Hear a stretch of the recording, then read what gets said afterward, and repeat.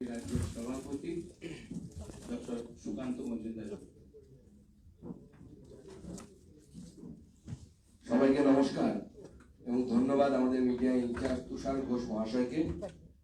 আপনারা জানেন বা শুনেছেন যে আমাদের মাননীয় মন্ত্রী সাধ্বী নীলাঞ্জনা জ্যোতি মহাশয়া আজকে আমাদের মাঝে উপস্থিত আছেন। তিনি মূল বক্তা। আমার কাজ গৌড় চন্দ্রিকা করা।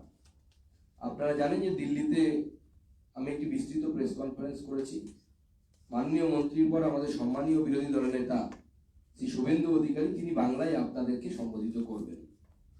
আপনারা জানেন যে মনরেগা নিয়ে, অর্থাৎ যেটাকে বাংলায় 100 দিনের কাজ বলে, সেই 100 দিনের কাজের বকেয়া নিয়ে একটা নাটক চলছে। প্রথমে আমরা দিল্লিতে নাটক দেখলাম, সেখানে ধর্নায় বিশ্ববিদ্যালয়ের অধ্যাপক তিনি গেছেন ধর্না দিতে, তার 100 দিনের কাজের টাকা বাকি।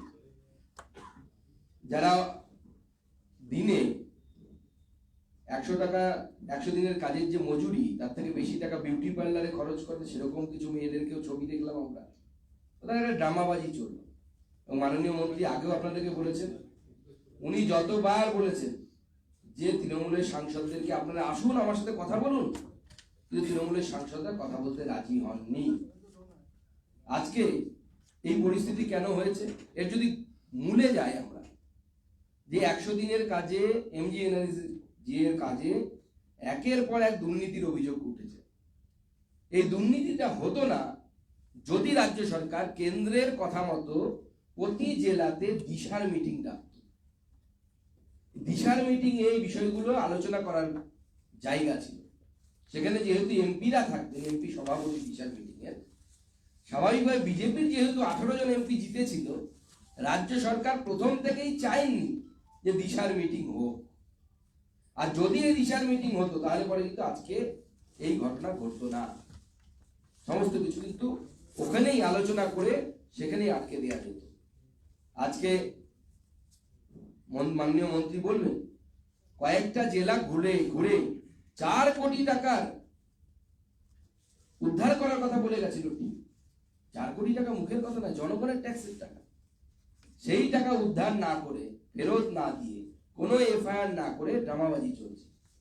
আজকে রাজভবন এবং হাইকোর্ট সংলগ্ন এলাকা, যে এলাকায় 144 ধারা জারি থাকে, আমরা এই প্রশ্ন ছুড়ে দিতে চাই রাজ্য বিজেপির তরফ থেকে যে 144 ধারার মধ্যে কিভাবে অভিষেক ব্যানার্জি অবস্থান বিক্ষোভ করছেন 144 ধারা ভেঙে? পুলিশ কি তাকে রিটেন পারমিশন দিয়েছে? যদি দিয়ে থাকে সেই পারমিশনের কপি দিতে বলুন। কোন অধিকারে দিয়েছে রাজ্যের ডিজি পুলিশ? দ্বিতীয় কথা, যদি উনি আইন ভেঙে করে থাকেন, অর্থাৎ রাজ্য পুলিশ পারমিশন দেয়নি 144 ধারা ভেঙে সেখানে সভা করার, তারপরে যদি উনি করে থাকেন, তাহলে ওনার বিরুদ্ধে জিডি হওয়া উচিত, জেনারেল ডায়েরি হওয়া উচিত কমসে কম। তো জেনারেল ডায়েরি কি অভিষেক বন্দ্যোপাধ্যায়ের বিরুদ্ধে হয়েছে? বা ওই মঞ্চে যারা ছিলেন তার স্ত্রী থেকে শুরু করে তাদের বিরুদ্ধে হয়েছে কি? সেই প্রশ্নের উত্তর রাজ্য পুলিশকে দিতে হবে। যদি না দেয়, তাহলে আগামী দিনে ডিএ প্রার্থীরা যদি গিয়ে ওখানে অবস্থান বিক্ষোভ করে, তাহলে রাজ্য পুলিশ কিন্তু তাদের বাধা দিতে পারবে না। যদি বিজেপি মনে করে যে বিজেপির রাজ্য নেতৃত্ব, আমাদের বিরোধী দলনেতা এবং অন্যান্যরা, আমাদের সাংসদ বিধায়ক, তারা যদি রাজভবনের সামনে অবস্থান বিক্ষোভ শুরু করে যে কামদুনির বিচার কেন হলো না, এই পুলিশ কিন্তু তখন 144 ধারার কথা কিন্তু বলতে পারবে না। আমরা জানতে চাই যে সেক্টরিয়াল ল কি পশ্চিমবঙ্গে করা হচ্ছে নাকি, যে সুকান্ত মজুমদার শুভেন্দু অধিকারীর জন্য 144 ধারা থাকবে, অভিষেক বন্দ্যোপাধ্যায়ের জন্য 144 ধারা থাকবে না? এর উত্তর রাজ্য পুলিশকে দিতে হবে। এবার আমি মাইক আমাদের মাননীয় মন্ত্রী শ্রীমতী নীলাঞ্জনা জ্যোতিজির হাতে তুলে দেব। উনি আপনাদের সামনে বিস্তৃতভাবে কেন্দ্র সরকারের যে পয়েন্ট, কেন্দ্র সরকারের যে বক্তব্য, সেই বক্তব্য আপনাদের সামনে তুলে ধরবেন। ধন্যবাদ। सबसे पहले मैं महिषासुरमर्दिनी माँ काली को प्रणाम करती हूँ और आप सबका मैं बहुत बहुत अभिनंदन करती हूँ। कलकत्ता की इस पावन धरा पर जहाँ माँ भागीरथी आकर के समुद्र में अपने आप को समर्पित किया, ऐसे पावन पवित्र भूमि में नेता प्रतिपक्ष और मेरे प्रदेश के अध्यक्ष सहित सभी पदाधिकारियों के बीच में, मैं आपके बीच में मजबूरी में मुझे आना पड़ा। 2 दिन पहले टीएमसी के नेताओं ने कहा कि हमारा प्रतिनिधि मंडल आपसे मिलना चाहता है। विषय पूछा गया कि किस विषय को लेकर मिलना है। उन्होंने कहा मनरेगा को मिलना है और केंद्र सरकार हमारे साथ सौतेला व्यवहार कर रही है। हमने कहा आइए, मैं सिर्फ दिल्ली टीएमसी के प्रतिनिधि मंडल से ही मिलने के लिए गई थी। मेरे पास बहुत काम था, काम छोड़ करके गई थी। मैंने कहा आप अपना तय कर लीजिए कितने लोग मिलेंगे। उन्होंने कहा हम 5 लोग मिलेंगे क्योंकि ज्यादा लोग में बातचीत नहीं हो पाएगी। मनरेगा में जो गड़बड़ियां हुई हैं हम अपने तथ्य रखेंगे। 15 मिनट के बाद वापस मेरी पीएस अनुरमा जी और मेरे एडिशनल पीएस सौरव जी लगातार संपर्क में थे। एडिशनल पीएस के हमारी पीएस के रूम में आकर के वार्तालाप हो रही थी। फिर बोले हम लोग 10 लोग मिलेंगे। तो मैंने कहा 10 लोग आ जाइए, मुझे कोई आपत्ति नहीं है। फिर बोले हम जनता के साथ आएंगे। मैंने कहा भाई आपने जो इशू उठाया है मनरेगा का, आपके सेक्रेटरी बैठे, आपके प्रदेश के मंत्री बैठे और दोनों के बीच में वार्तालाप होनी चाहिए। जहां गड़बड़ियां की है उनको आप पूरा करिए, हम पैसा देने के लिए तैयार हैं। फिर 15 मिनट के बाद 7 बजे के लगभग मेरे पास सूचना आती है कि नहीं पहले जनता मिलेगी, क्योंकि इनके कार्यकर्ता गए हुए थे। मैंने कहा नहीं, जिस विषय को लेकर के मेरे पास आप बैठे हैं पहले उस विषय पर आपके डेलीगेट जो आपका आया हो उसके साथ में बैठ के बात करूंगी। फिर बाद में आधे घंटे बाद 7:30 के बाद मेरे पास सूचना आती है कि हम सारे सांसद मिलेंगे। मैंने कहा पूरे सांसद आ जाइए, मुझे कोई दिक्कत नहीं है। मैंने तत्काल अपने ऑफिस में व्यवस्था करवाई कि सारे सांसद आ रहे हैं। फिर उसके बाद महुआ मित्रा जी मेरी पीएस के रूम में जाती हैं और कहती हैं मैं अकेले मिलूंगी। मैंने कहा अकेले तो आप कभी भी मिल सकती हैं, मिलने की मनाही नहीं है, लेकिन आज जो जिस विषय को लेकर के आप प्रतिनिधि मंडल लेकर के आए हैं, पूरा प्रतिनिधि मंडल आपका बैठे और बातचीत हो। फिर उसके बाद डोलो गई, उसके बाद राज्यसभा सांसद बहन गए कि हम अलग से मिलेंगे। मैंने कहा आज मैं किसी से अलग से नहीं मिलूंगी, आज सामने टेबल में बैठ के वार्तालाप होनी है मनरेगा को लेकर के। फिर मेरे पास 8 बजे सूचना आती है कि हम पूरे सांसद आ रहे हैं। ये 6:30 बजे, मैं 6 बजे पहुंच गई थी, 6:30 बजे से 8 बजे मेरे पास सूचना फिर आती है कि हम पूरे सांसद मिलेंगे। मैंने कहा आइए, कोई मनाही नहीं है। अब मैं वेट करती रही। 8:20 में फिर मेरे पास सूचना आती है कि हम पहले जनता से आप मिलिए। मैंने कहा जनता तो मेरी है, मुझे जनता से कोई मिलने की दिक्कत नहीं है। पश्चिम बंगाल मेरे से अलग नहीं है, लेकिन जिस विषय को लेकर के आप आए हैं पहले उस विषय पर चर्चा होनी चाहिए। 8:25 पर इन्होंने कहा कि हम जनता से आप नहीं मिलेंगे तो हम नहीं मिलेंगे। मैंने कहा पहले आपसे मिलूंगी, जनता मेरी है, मैं मिलूंगी, कहीं भी मिलूंगी। जिस तरह से महुआ मित्रा जी ने माननीय मोदी जी को मेरे को झूठा बोला, इसीलिए मुझे अपने ऑफिस की वीडियो बनवानी पड़ी। मैं 2.5 घंटा ऑफिस में बैठी रही। यदि मुझे मिलना नहीं होता तो मैं अपना काम छोड़ के दिल्ली क्यों पहुंचती, मैं ऑफिस में इंतजार क्यों करती।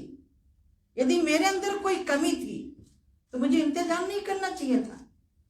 मेरे को बोला गया कि पीछे गेट से चली गए। मैं 4 नंबर गेट से हमेशा जाती हूँ। 4 नंबर गेट के पास मेरा ऑफिस है। 4 नंबर में ही आती हूँ, जाती हूँ। मुझे लग रहा है कि टीएमसी की नींव झूठ बोलने से ही खड़ी है। क्यों? जब ये टीएमसी की नेता ममता बनर्जी ने कम्युनिस्टों के खिलाफ आवाज उठाई थी, उस समय इन्होंने कहा था कि मेरी सरकार आएगी तो कम्युनिस्टों के गुंडे जेल में होंगे। लेकिन हमारे उत्तर प्रदेश में नारा लगाया गया था कि मायावती ने नारा दिया था कि जब हमारी सरकार आएगी तो हमारी गोली गुंडों की छातियों में होगी।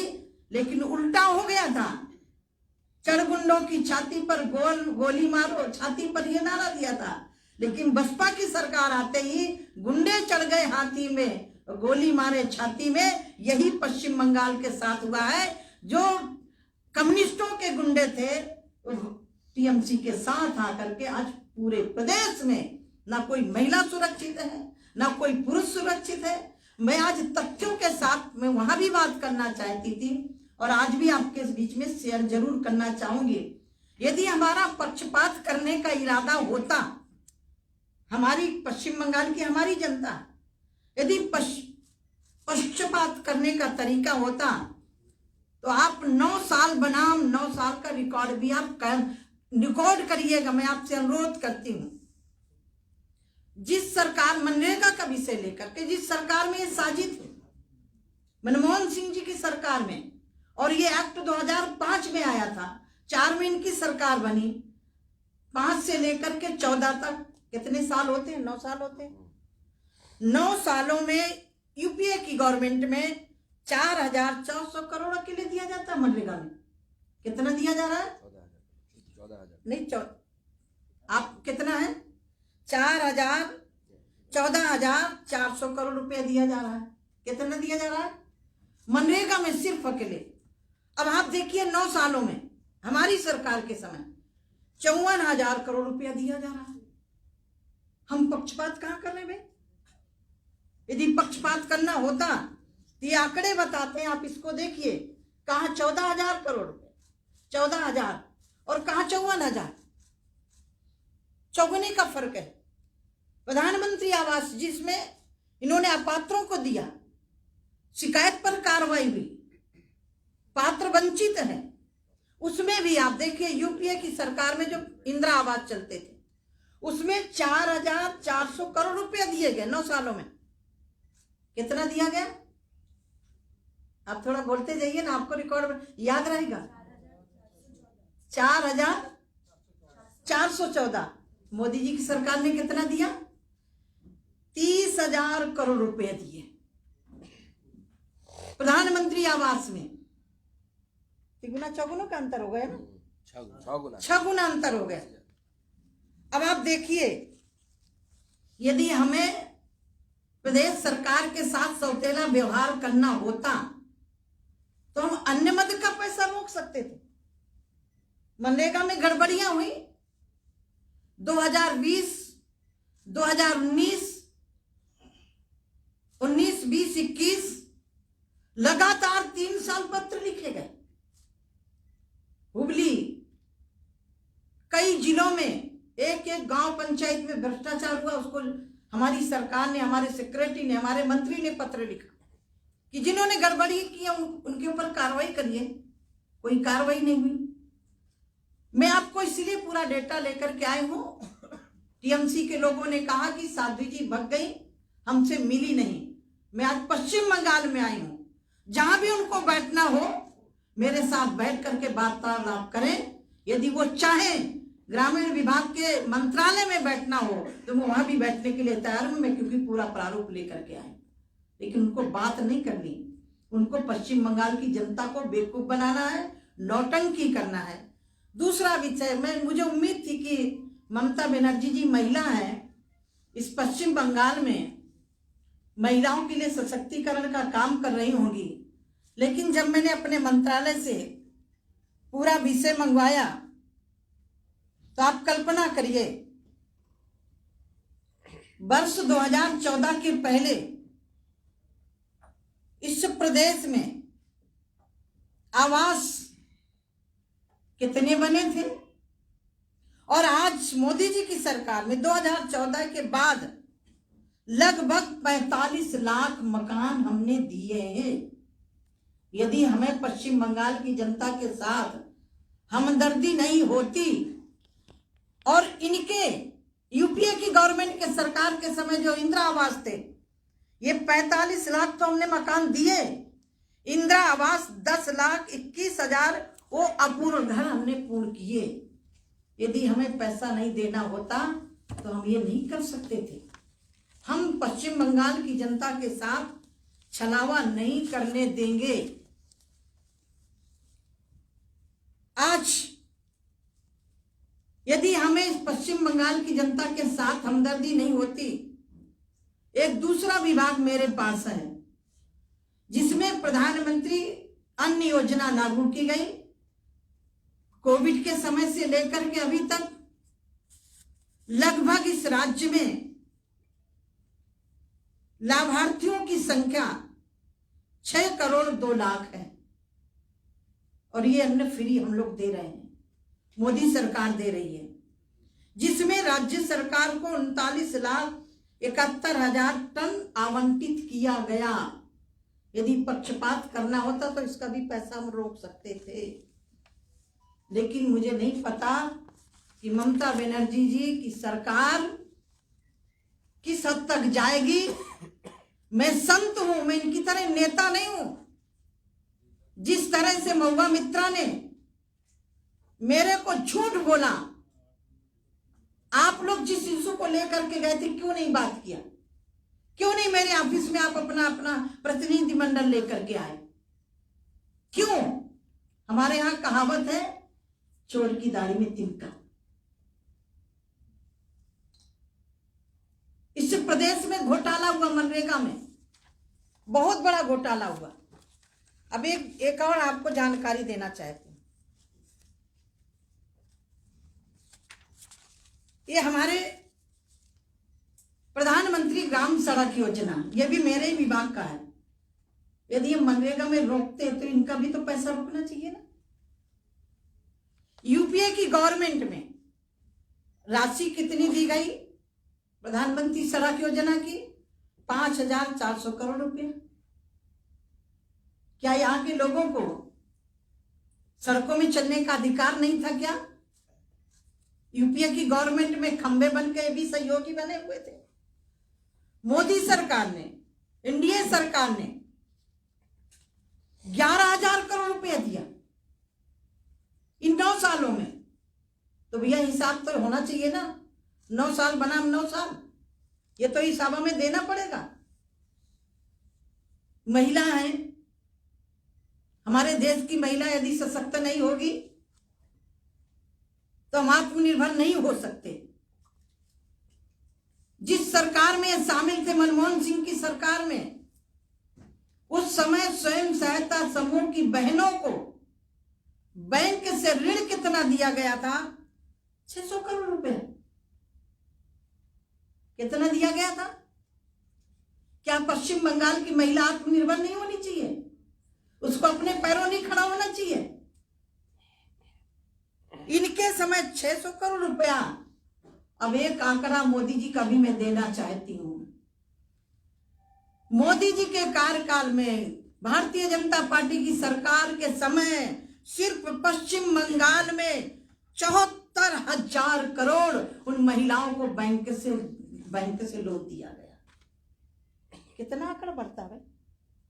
6,000 करोड़ और 74,000, 600 करोड़ था वो। उनका 600 करोड़ अकेले, और हमारा कितना है? 74, मतलब 74 टाइम्स। कितना बड़ा अंतर है। यदि हमें पक्षपात करना होता तो हम ये क्यों देते भाई? पश्चिम बंगाल के साथ हम पक्षपात नहीं कर सकते। ममता दीदी, ये भारत संघीय ढांचा है, संघीय ढांचा के उल्लंघन को करोगे तो हम मनरेगा में भ्रष्टाचार नहीं होने देंगे। इनके समय पर ममता दीदी से बहुत बड़ी उम्मीद थी कि महिलाएं इस प्रदेश की सशक्त होंगी। 2014 से पहले सिर्फ 48,000 दीदियां जुड़ी थी स्वयं सहायता समूह से। और आज मोदी जी की सरकार में वर्तमान में केंद्र की सरकार की सहयोग से 11 लाख दीदियां पश्चिम बंगाल में बैंकों से ऋण लेकर के काम कर रही हैं। एक और निधि राष्ट्रीय सामाजिक सहायता कार्यक्रम के तहत जारी की जाती है। इनके समय क्या तब मनरेगा का पैसा नहीं मांगना चाहिए था?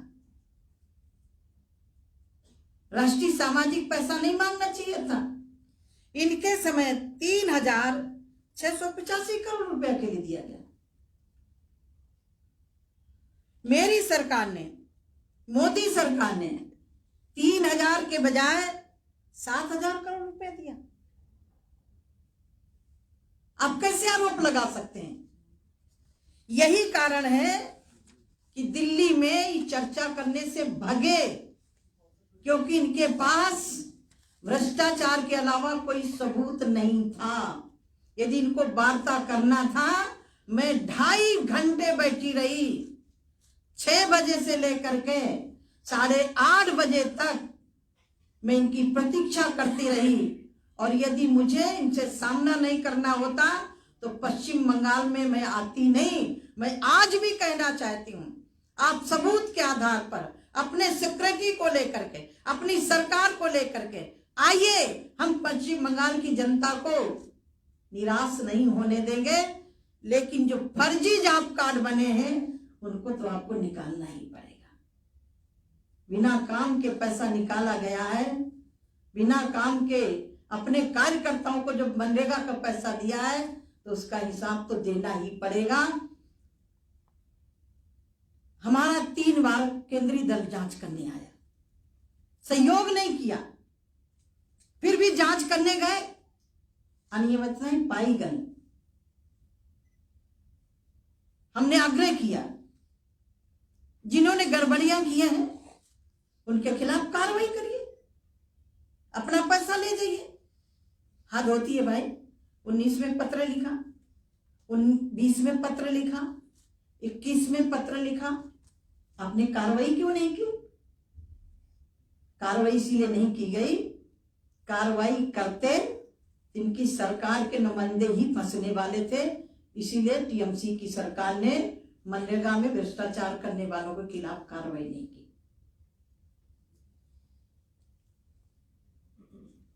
अब मैं आपको एक आंकड़ा और दे रही, 2 जिलों का अकेले दे रही हूं, ठीक है? क्योंकि ये कहते हमने भ्रष्टाचार नहीं किया, हमें मनरेगा का पैसा दिया जा। पूर्व बर्धमान जिले में 6 पंचायतें एवं हुगली में 7 पंचायतों में गड़बड़ियां। इन 2 जिलों में अकेले 4 करोड़ 84 लाख रुपया की वसूली है। हमारे दल ने, हमारी जांच टीम ने अनुशंसा की थी, आग्रह किया था कि इसका हिसाब होना चाहिए, जांच होनी चाहिए, नहीं किया। और जांच के नाम से क्या हुआ मालूम है आपको? एक सरपंच के खिलाफ अकेले कार्रवाई हुई, एक ग्राम सेक्रेटरी के खिलाफ कार्रवाई हुई, और वो भी जब 2022 दिसंबर में रिपोर्ट दी गई। हमने कहा ये तो नहीं चलेगा भाई, जो आपका बड़ा लीडर है मनरेगा में भ्रष्टाचार कर रहा है उसके ऊपर कार्रवाई करिए। मैंने पहले ही कहा कि इनके ऊपर भ्रष्टाचार का आरोप नहीं है, टेबल में बैठ के बात करेंगे, ये बात करने लायक नहीं है। दिल्ली में जाकर के इनको नौटंकी करनी थी, इससे अच्छा अभिनेता अच्छा होता है, वो कम से कम समय पर अपना अभिनय कर लेता है। इन्होंने मुझे 2.5 घंटा तक 5 सांसद नहीं 10 सांसद मिलेंगे, 10 नहीं 15 मिलेंगे, फिर जनता मिलेगी, फिर पूरे सांसद मिलेंगे। मैंने सबके लिए हाँ कर दिया। फिर बाद में कहते नहीं जनता मिलेगी। वो जनता कौन थे? टीएमसी के कार्यकर्ता थे। फिर भी मैंने कहा कि आपके साथ बैठ के वार्तालाप हो जाए, हम उनसे भी मिल लेंगे। तो कहते उनसे नहीं मिलोगे तो हम नहीं मिलेंगे। फिर 2:30 8 बजे जो मैंने कुर्सियां डलवाई थी, इसीलिए मैंने प्रारूप रखा था कि मैं 2.5 घंटे अपनी ऑफिस में बैठे वेट करती रही।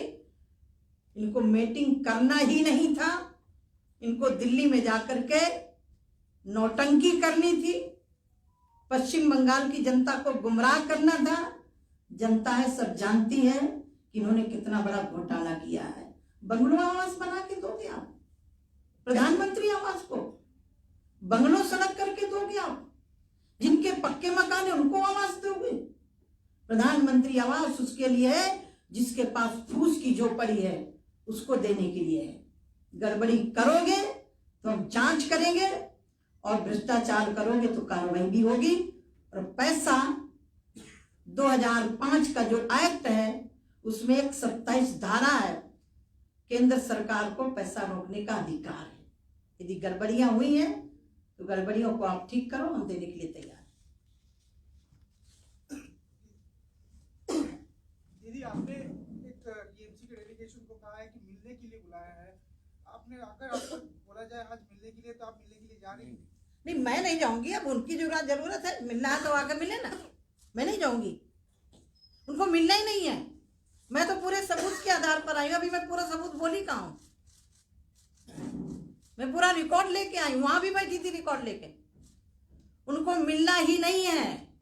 जनता का जो अधिकार छीना है, यहाँ पश्चिम बंगाल में मैं लगातार 1-1.5 साल से आ रही हूं। जिस तरह से यहाँ गरीबों का गला काटा जा रहा है, जिस तरह से यहाँ, मेरा प्रदेश है, मेरे प्रदेश में भी अभी पंचायत के चुनाव हुए, मेरे प्रदेश में भी विधानसभा के चुनाव हुए। विधानसभा के चुनाव के समय तो मैंने कहा था ममता दीदी से, आइए आप लड़िए, लड़ाइए अपने लोगों को, हम पूरा संरक्षण देंगे। लेकिन यहाँ पश्चिम बंगाल में यदि कोई दूसरे दल का झंडा लेके चलता है तो उसके घर को जला दिया जाएगा।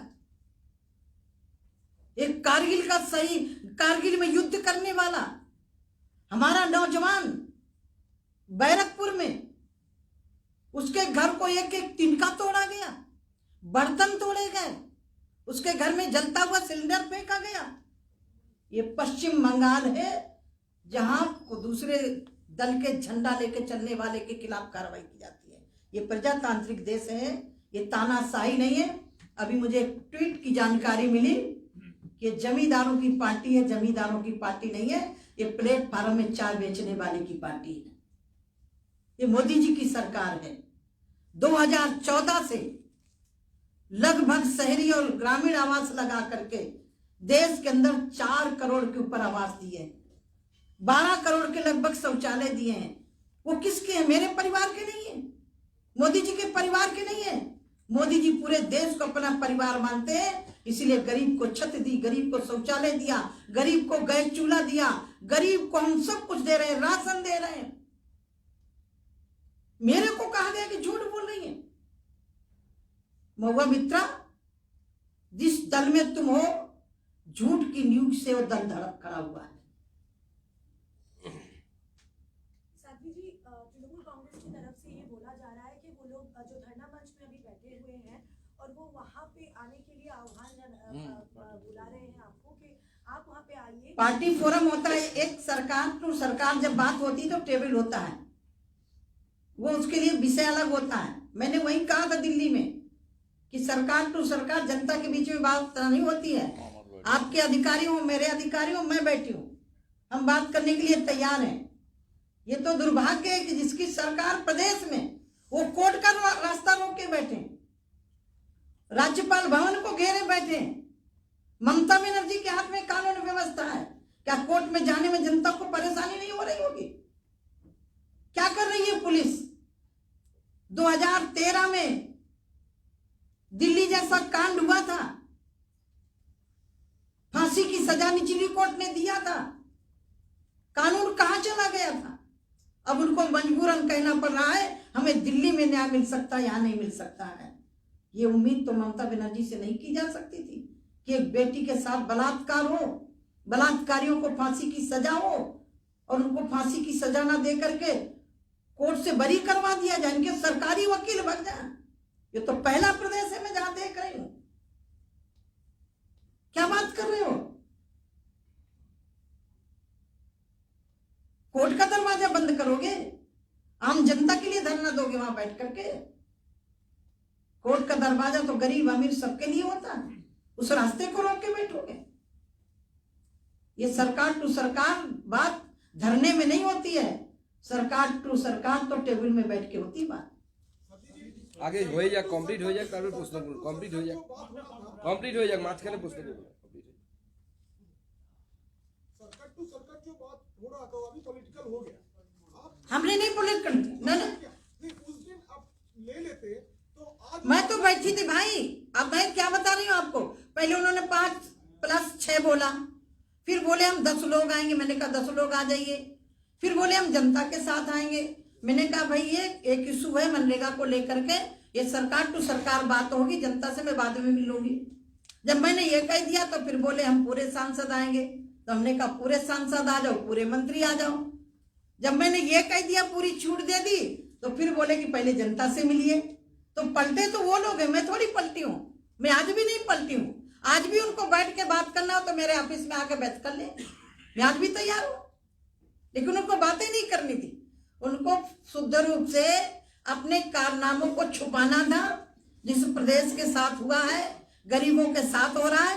आज भी हम मनरेगा का पैसा गरीबों को देने के लिए तैयार हैं, लेकिन जिन्होंने मनरेगा में भ्रष्टाचार किया है, फर्जी जॉब कार्ड बनाए हैं, उनको पहले निकाले उससे, और गरीबों के लिए काम के लिए हम आज भी तैयार हैं। साध्वी जी, मनरेगा प्रकल्प का जो 27 नंबर धारा है, उसके लिए आप भविष्य के लिए रुपया बंद कर सकते हैं, पर तृणमूल का कहना ये है जो काम हो गया उसके लिए क्या अर्थ रोक दिया जा सकता है? ये तो आइन का खिलाफ जो काम किया। अच्छा एक बात ये बताइए, जिसको जॉब कार्ड नहीं दिया आप उसको जॉब कार्ड दिए, फेक जॉब कार्ड, जो काम नहीं कर सकता है, जिनके मकान है, नौकरी है।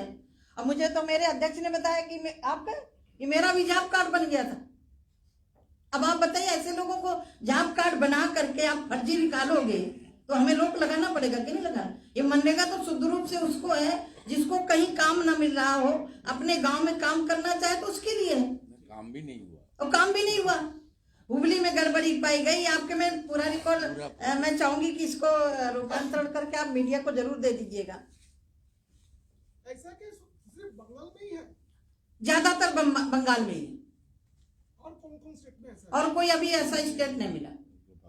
अगर इस पे कोई मैलप्रैक्टिसेस या फिर कोई घोटाला हुआ है तो क्या, जैसे शुभेंदु ने और सुकांत साहब ने दोनों ने कहा था कि एक सेंट्रल एजेंसी का इन्वेस्टिगेशन होना चाहिए, आपके दफ्तर को लिखा गया था, तो क्या उस पे आप इसको सीरियसली ले रही हो कि एक सीबीआई इन्वेस्टिगेशन इस पे हो सकता है या फिर होगा? देखिए, मनरेगा में एक रूल है जिसको कोर्ट के आदेश से सीबीआई गठित होगी, ठीक है। दीदी, तृणमूल धरना मंच से बोल रहे हैं, आप सब भाग रहे हैं तृणमूल को देख के। तृणमूल वाले भग रहे हैं, नौटंकी करने गए थे, मेरे टेबल में क्यों नहीं आए, मेरे ऑफिस में क्यों नहीं आए? मेरी पीएस अनुरमा, मेरे एडिशनल पीएस सौरभ अग्रवाल 20 बार इनसे रिक्वेस्ट की, हाथ जोड़ करके कि आइए मंत्री जी बैठी हुई हैं, वार्तालाप करिए। वार्तालाप से तो ये भग रहे हैं। पीछे गेट से आप निकल गए हो। मेरा पीछा गेट है नहीं, मैं 4 नंबर से ही जाती हूँ। साध्वी जी, तृणमूल कांग्रेस बोल रही है कि ये उनका आंदोलन ही है, इसकी वजह से आपको कोलकाता में आना पड़ा, क्योंकि अभी और वो लोग चाह रहे हैं कि जो धरना दे रहे हैं, जो आम जनता है वो धरना दे रहे हैं, तो उनसे जाके आप मिलिए। आम जनता नहीं, वो टीएमसी के लोग हैं। आम जनता से तो मैं रोज मिलती हूँ, मुझे 4 लोकसभा मिली। पार्टी का झंडा लेकर कर रहा है, पार्टी का झंडा लेके आंदोलन कर रहे हैं। आंदोलन करने वाले कौन है? मैं तो ये पहली बार देख रही हूँ कि जिसकी सरकार हो उसी प्रदेश में धरना दिया जा रहा है, और राज्यपाल भवन के सामने, कोर्ट के सामने। पहले आंटी का पिक्चर नहीं थे, इलीगल दस का बात। क्या मतलब है उसका? मैं डरती होती तो पश्चिम बंगाल क्यों आती? मैं तो वहां भी बैठी रही 2.5 घंटा। सही बात तो यह है कि चोर की दाढ़ी में तिनका, आप उसको खत्म करिए, केस करिए। जो डीसी मनरेगा है, आपके जो अधिकारी हैं जिन्होंने भ्रष्टाचार किया है, हम गरीब का अधिकार नहीं रोकेंगे।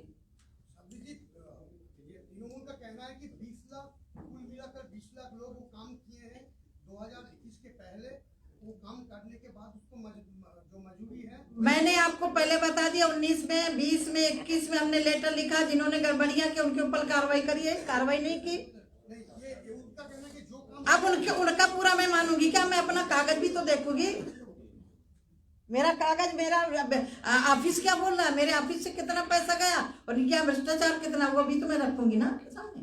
ये घोटाला किस साल से चला आ रहा था आपके पास? तृणमूल मेरे पास 19 से आया है, उसके पहले हमारे नरेंद्र सिंह तोमर जी थे, उन्होंने लेटर लिखा, 20 में लिखा गया, मैं 19 में आ गई, 21 में लेटर लिखा गया, 22 में एक सरपंच के खिलाफ कार्रवाई करके भेजा गया। तो ये तो नहीं चलेगा ना।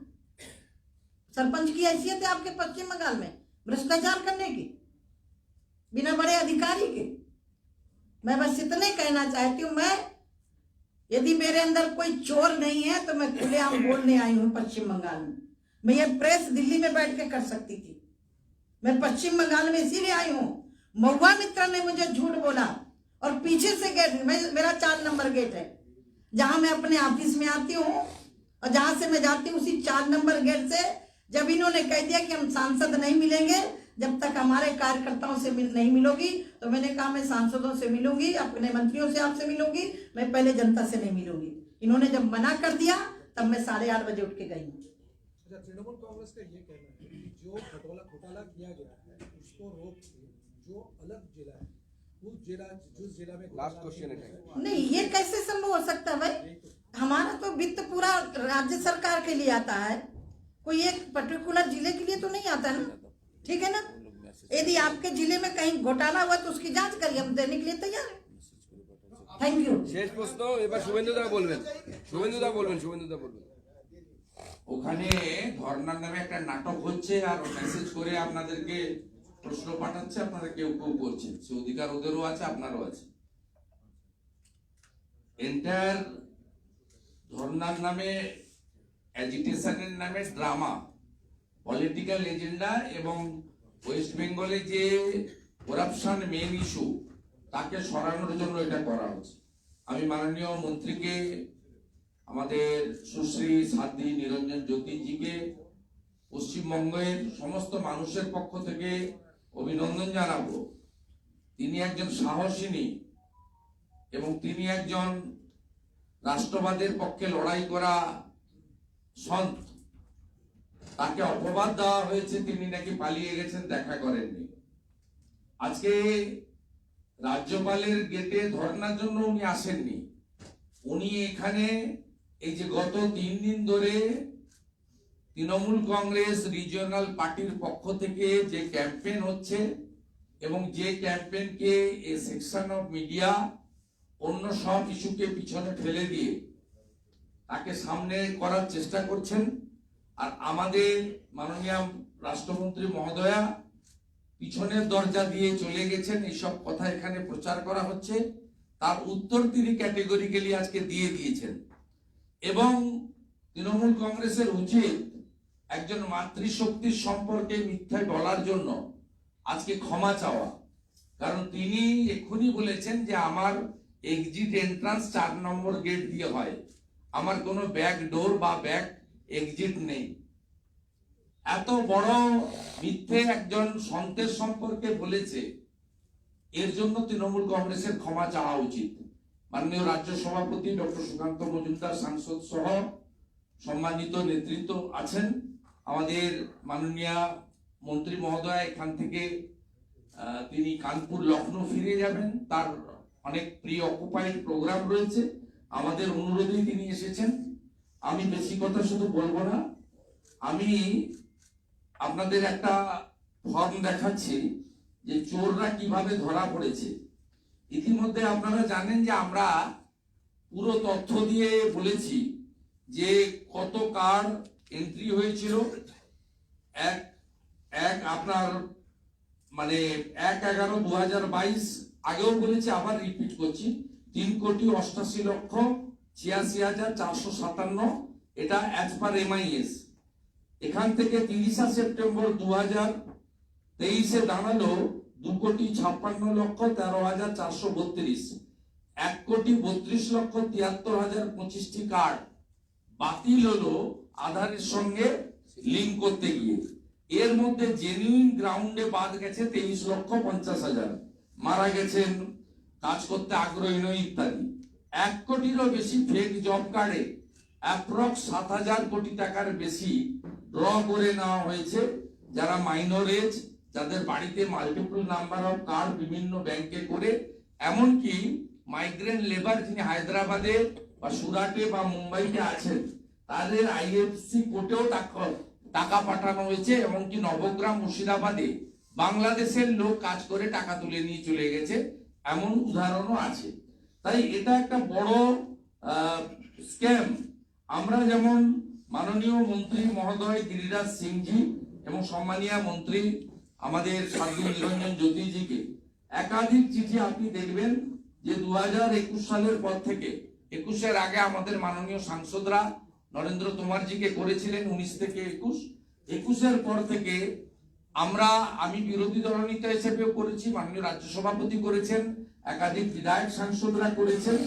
তার ফলে বারে বারে এখানে ইন্সপেক্টিং টিম এসেছে এবং যে আপনার অ্যানামেলি গুলো ছিল, ফ্রড গুলো ছিল, রেকটিফাই করার জন্য, টাকা ফেরতের জন্য, কনসার্নিং যারা ইনভলভ তাদের এগেইনস্টে এফআইআর করার জন্য বারে বারে সেন্ট্রাল গভর্নমেন্ট বলা সত্ত্বেও এরা করেনি। ফাইনালি আমরা এটাকে চাই, আমরা খুব পরিষ্কার চাই যে নিশ্চিতভাবে সেন্ট্রাল ব্যুরো অফ ইনভেস্টিগেশনের ব্যাপারে মাননীয় মন্ত্রী বলেছে আইনে আছে, কোর্ট অর্ডার দিলে করতে পারেন। আমি ইতিমধ্যে as a leader of opposition with the concurrence from our party আমি অলরেডি পিল করেছি উইথ অল ডকুমেন্টারি এভিডেন্স। 3-4টে হিয়ারিং কলকাতা হাইকোর্টের প্রধান বিচারপতির ওখানে হয়ে গেছে এবং আমরা ওখানে লিগ্যাল ব্যাটেল করছি। আমরা এই চুরি যারা করেছে তাদেরকে পশ্চিমবাংলার গরিব মানুষ জেলে দেখতে চাই। আমি মাননীয় মন্ত্রীকে আমি এবং আমাদের স্টেট ইউনিটের পক্ষ থেকে রিকোয়েস্ট করতে চাই যে আপনারা অরিজিনাল এবং ফেক একে সেগ্রিগেশন করার জন্য স্পেশাল অডিট বা ক্যাগ অডিট করুন। এবং শুধু তাই নয়, যে লোকেদের টাকা ডিমান্ড করছে, ইতিমধ্যে গতকাল পশ্চিমবঙ্গ সরকারের পঞ্চায়েত দপ্তরের যিনি কমিশনার আছেন এমজি এনআরজিএস এর, তিনি একটা প্রোফর্মা ছাপিয়ে সব জায়গায় নামিয়েছেন, গ্রাম পঞ্চায়েত স্তরে, বিডিও স্তরে। তাতে বলা হচ্ছে 6/10/2023 এই সার্কুলার দিচ্ছেন commissioner Mahatma Gandhi NRGS government of West Bengal. তাতে বলছেন serial number, district, block, gram panchayat, village name, name of worker whose payment is pending, job card number, mobile number. এই যে ডাটা কালেকশন আপনারা করছেন, এই ডাটা কালেকশন কেন করছেন? কারণ চুরিটা ভারত সরকার সংশ্লিষ্ট দপ্তর এবং পশ্চিমবঙ্গ ভারতীয় জনতা পার্টি ধরেছে বলে। এবং আমরা খুব দায়িত্ব নিয়ে মাননীয় মন্ত্রীকে অনুরোধ করতে চাই যে আপনি স্পেশাল অডিট টিমকে দিয়ে শুধু একটা জিনিস আপনি দেখে নিন, এফটিও তে টাকা ট্রান্সফার কাদের হয়েছে। এফটিও যদি আপনি অ্যাসেসমেন্ট করতে পারেন তাহলে পশ্চিমবঙ্গে কত টাকা ফেক জব কার্ডের নামে তৃণমূল কংগ্রেস টাকা লুট করেছে এবং ভাই ভাতিজার কাছে টাকা চলে গেছে, এটা পরিষ্কার ভাবে এসে যাবে। এটা আমাদের বক্তব্য। আমরা চাই অরিজিনাল জব কার্ড হোল্ডার এবং অরিজিনাল যারা কাজ করেছেন সেটাকে অ্যাসেসমেন্ট করে একদম দুধ থেকে জলটাকে বের করে দিয়ে যারা ভ্রষ্টাচারী তাদের বিরুদ্ধে একেবারে কঠিন এবং কঠোর অ্যাকশন, টাকা উসুল করা, তাদেরকে জেলে পাঠানো এবং সাথে সাথে অরিজিনাল জব কার্ড হোল্ডারদেরকে চিহ্নিত করে তাদেরকে নতুন করে কাজের ব্যবস্থা করুক। ভারতীয় জনতা পার্টি কখনোই টাকা আটকানোর কথা বলেনি, চুরি আটকানোর কথা বলেছি। আজও আমরা ওই জায়গায়, আমি আমাদের স্টেট প্রেসিডেন্ট আমাদের জিএসরা আছি, in presence of honourable MoS, তিনি আমাদের দলেরও নেত্রী। পশ্চিমবঙ্গে তিনি গত 1.5 বছর ধরে 4টি লোকসভা ক্লাস্টারে কাজ করছেন, গ্রামে গ্রামে ঘুরছেন। তিনি তাদের কাছে হাম্বেল আপিল যে চুরি ভ্রষ্টাচারী আমরা আটকাতে চাই, আমরা কখনোই টাকা আটকাতে চাই না। আর ভাইপোর নেতৃত্বে যেটা হচ্ছে সেটা কমপ্লিটলি মুখ্যমন্ত্রী পিছন থেকে করাচ্ছেন। এক হচ্ছে ভাইপোর এন্টার ফ্যামিলি, তারা করাপশন কেসে ইনভলভ হয়ে গেছে। 6 তারিখে তার পরিবারকে ডেকেছিল, আজকে 7 তারিখে তার পরিবারকে ডেকেছিল, 9 তারিখে তার পরিবারকে ডেকেছে, 11 তারিখে তার পরিবারকে ডেকে এখান থেকে দৃষ্টি ঘোরানোর জন্য এই কাজটা করা হয়েছে। আমি দিল্লির চ্যাপ্টারটা আর বলছি না, মাননীয় গভর্নরের চ্যাপ্টারটাও যদি দেখেন, মাননীয় গভর্নর পশ্চিমবঙ্গের একটা বড় অংশে এই মুহূর্তে বন্যা প্লাবিত, হুগলি প্লাবিত একটা বড় অংশ, হাওড়া জেলার উদয়নারায়ণপুর প্লাবিত, বাঁকুড়ার সোনামুখী প্লাবিত এবং সিকিমের জন্য কালিম্পংয়ে বিশেষ করে সেখানে মানুষ দুর্ভোগের মধ্যে আছে। এই সরকার এত সংবেদনশীল, তারা এই বন্যা ত্রাণ মনিটরিং না করে, বন্যার্ত এলাকায় মানুষের পাশে না দাঁড়িয়ে, তারা শুধুমাত্র চুরি দুর্নীতির হাত থেকে বাঁচানোর জন্য এই কাজ করছে। প্রথমে বলা হলো গভর্নর সাহেবকে ডেপুটেশন এবং কি সব দাবি নিতে হবে। গভর্নর সাহেব দার্জিলিং ডেকে পাঠালেন, ওরা 3 জন প্রতিনিধি পাঠালো। যখন গভর্নর সাহেব এগ্রি করে গেলেন যে আমি 3 জনের সঙ্গে মিট করবো, একই জিনিস উনি করেছেন, 5 জন আসুন, 10 জন আসুন, অল এমপি শুড কাম, একই জিনিস সেন্ট্রাল গভর্নমেন্টও করেছে। তখন মঞ্চে দাঁড়িয়ে বলা হলো 3 জন মিট করুক আর যাই করুক, আমি যতক্ষণ না মিট করছি গভর্নর হাউস কলকাতায়, ততক্ষণ আমাদের এই সোকল ড্রামাবাজি চলবে। তার মানে উদ্দেশ্যটা কি? উদ্দেশ্যটা হচ্ছে বলছে অষ্টমীর দিনও এখানে বসে থাকবো।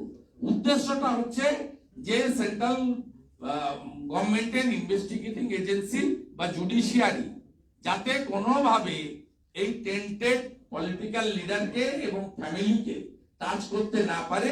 This is the hidden agenda of the Trinamool Congress. এটাই হচ্ছে ওদের আসল এজেন্ডা।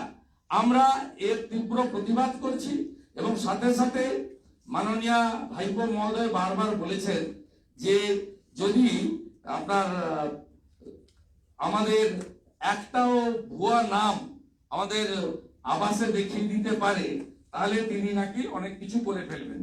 আমি এখানে পরপর 5টা নাম উনাকে বলতে চাই।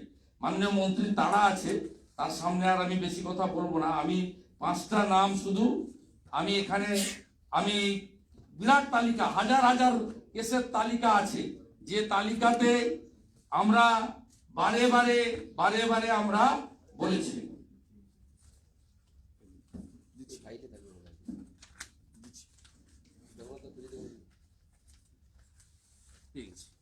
আপনাদের কাছে আমি তো প্রথম কথা বলি আপনাকে, আমরা মাননীয় মন্ত্রীকে 21 সাল থেকে, এটা অনেকেই করেছেন, এমএলএসরা করেছেন, এনজিওস করেছেন, এমপিসরা করেছেন, পলিটিক্যাল ফাংশনারি আমাদের মন্ডল প্রেসিডেন্ট থেকে স্টেট পার্টি করেছে, মোর্চা করেছে, কমন পিপুলকে এলিগেশন দিয়েছেন, সাধারণ লোক দিয়েছেন, হিউম্যান রাইটস অর্গানাইজেশন দিয়েছেন, গরিব বাড়ি পাচ্ছে না। আমি যে তালিকা দিয়েছি আবাস যোজনার, এই তালিকা দেখুন, এর এগেনস্টে 17টা টিম এসেছিল। আমার প্রত্যেকটা allegation as a leader of opposition on behalf of BJP, আমার সব অ্যালিগেশনকে বলা হয়েছে your allegation is absolutely valid. আমাকে মাননীয় মন্ত্রী 23শে মে চিঠি দিয়ে জানিয়েছেন। আমি আপনাদের কাছে পড়ে দিতে চাই, মাননীয় মন্ত্রী তারা আছে, আমি 5টা নাম পড়ে দিতে চাই। Serial number 1, list number 235, ID number 128538377, Subedar Tala booth, Abhijit Pandey, is a civic volunteer and mother is ICDS worker and has Pakka house. Serial number 2, ID number 128554263, same booth, এটা একটা বুথের বলছি, Himanshu Bag has started hardware business after obtaining loan from SQS, is also a beneficiary of several government program. তারপরে Subodh Pandey has already been allotted Pakka house and is owner of land and farmland. তারপরে অনিল চন্দ্র Pandey, retired school teacher and is currently pensioners. আপনি কত হিসাব নেবেন? লক্ষাধিকের বেশি ভুয়া আবাস যোজনার নাম তোলা হয়েছে দুটো কারণে। একটা হচ্ছে টিএমসি লিডার, তাকে বাড়ি পাইয়ে দেওয়া হয়েছে প্রধানমন্ত্রীর 1,25,000 টাকা, আর সেকেন্ডলি হচ্ছে এক্সচেঞ্জ অফ 20,000 30,000 টাকা কাটমানি বেশ কিছু লোককে বেআইনি ভাবে ঘর পাইয়ে দেওয়া হয়েছে এবং তালিকায় ছিল মোট 33 লক্ষের বেশি, 17 লক্ষ লোককে বাদ দেওয়া হয়েছে। আমরাও ভারতীয় জনতা পার্টির পক্ষ থেকে পুজোর পরে আবাস যোজনার বঞ্চিত লক্ষ মানুষকে কলকাতায় জমায়েত করব। আমি রাজ্য সভাপতিকে বলবো তিনি সবার সঙ্গে আলোচনা করে ডেট এবং কর্মসূচি ঘোষণা করবেন। 17 লক্ষ অ্যাকচুয়াল বেনিফিশিয়ারি পশ্চিমবঙ্গ থেকে আবাস যোজনায় বাদ গেছে। আর তৃণমূলের civic volunteers, teacher, retired railway employee already allotted 2-3 times beneficiary, they are enjoying Awas Yojana. এই ফেক লিস্টের এগেইনস্টে আমাদের লড়াই। এবং মাননীয় মন্ত্রী মহোদয়া যেভাবে বীরাঙ্গনার ভূমিকায়, যাকে বলা হয়েছিল পশ্চিমবঙ্গের মাটিতে গত দুদিন ধরে, পিছনের দরজা দিয়ে পালিয়ে গেছেন। পিছনের দরজা দিয়ে পালিয়ে যাওয়ার লোক মা ভবানী নয়। मैं बुंदेलखंड की हूँ। बुंदेलखंड की हमारी जुझारू लीडर है, शांत है, देश की शान है, मान है।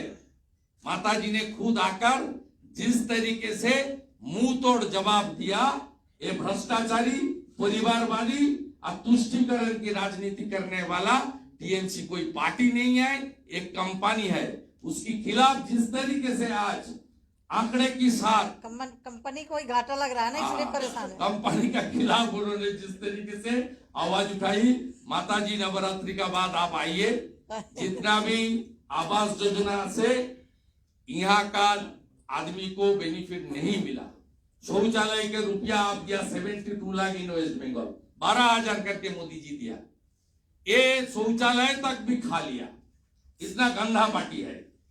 इसलिए आप आइए, जो बेनिफिशियरी को नहीं मिला आपका बेनिफिट, हमारे यहाँ यूपी में कहते लैट्रिन खा गए, उसका साथ आपका हम लोग बिग रैली करके आप भाषण करेंगे और सबका ज्ञापन आपको लेना पड़ेगा।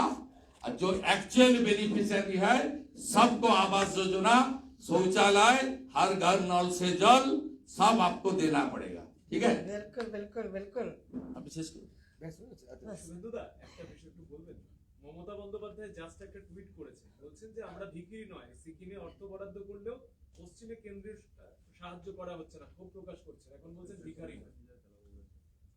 আমি প্রথম কথা বলি, 21শে জুলাই পিসি ভাইপো দুজনেই বলেছিলেন কোনো টাকা নেব না।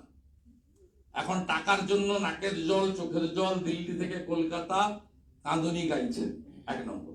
দ্বিতীয় হচ্ছে এনডিআরএফ, ন্যাশনাল ডিজাস্টার রিলিফ যে ফান্ড রয়েছে, তার যে প্রপোর্শনের ফান্ড পশ্চিমবঙ্গে পাওয়ার কথা অলরেডি পশ্চিমবঙ্গ পেয়েছে।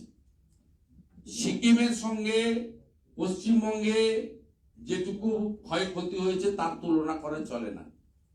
ওনারা এই সুযোগে আরো কিছু টাকা লুট করতে চান। মোদিজি 3750 কোটি টাকা আমফানে দিয়েছিলেন। আমফানের টাকা কিভাবে লুট করেছে কলকাতা হাইকোর্টের হস্তক্ষেপে ক্যাগ রিপোর্টে বলে দিয়েছে কিভাবে আমফানের টাকা লুট হয়েছে। উনি লুট করতে চান, ভারত সরকার লুটেরাদেরকে টাকা দিতে চান না। তাই পশ্চিমবঙ্গের মুখ্যমন্ত্রী যেখানে ইমাম সাহেব, মুয়াজ্জিন সাহেব একটা ছোট অংশের পুরোহিতদের ভাতা বাড়িয়েছেন, এটা 1 বছর পিছিয়ে দিন, তাতে 200-250 কোটি টাকা হয়ে যাবে। তিনি 301 কোটি টাকা পুজোর চাঁদা দিয়েছেন। আমরা মুখ্যমন্ত্রীকে বলবো, যার কাছে এত টাকা আছে, যিনি 20 কোটি টাকা ফিনান্স থেকে ড্র করে স্পেনে ঘুরে এলেন, খেলার মেলা করে এলেন, তার কাছে অনেক টাকা আছে, তিনি সামলে নিতে পারবেন, আমরা আশা করি। কংগ্রেস এবং সিপিএম এর পক্ষ থেকে বলা হচ্ছে কেন্দ্রীয় মন্ত্রী বঙ্গে ছুটে আসা বা অভিষেক বন্দ্যোপাধ্যায়ের ধর্ণা সবটাই একই নাটকের, একই চিত্রনাট্যের রূপ, সব সেটিং। না, কেন্দ্রীয় মন্ত্রী আসতেন না।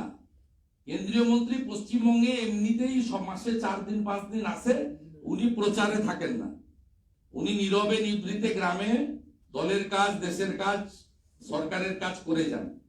তিনি আজকে অ্যাপিয়ার হয়েছেন এই কারণে, कार्बाइड दिए पाकानो नेता, তিনি भाग गया, पीछे से भाग गया, पीछे दरवाजा से भाग गया, इसका मुंह तोड़ जवाब देने के लिए উনি বলতে এসেছেন যে কৃষি ভবনের পিছনে কোনো দরজা নেই।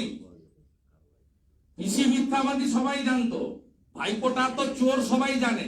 ভাইপোটা যে মিথ্যা কথা পিসির গুণটা নিয়েছে, এইটা বলার জন্য সন্ত এখানে এসেছেন, আর কোনো কাজের জন্য। Thank you. अरे दीदी का फ्लाइट है, वो कानपुर जाना पड़ेगा। बस एक आखिरी में आप सबको बहुत बहुत धन्यवाद। और मैं बुंदेलखंड की ना, ठीक है, खूब लड़ी मर्दानी, वो तो झांसी वाली रानी थी। मैं उस एरिया से हूँ, मैं चोर दरवाजे से भागने वाली नहीं हूँ, मैं सामना करने वाली हूँ। भारत माता की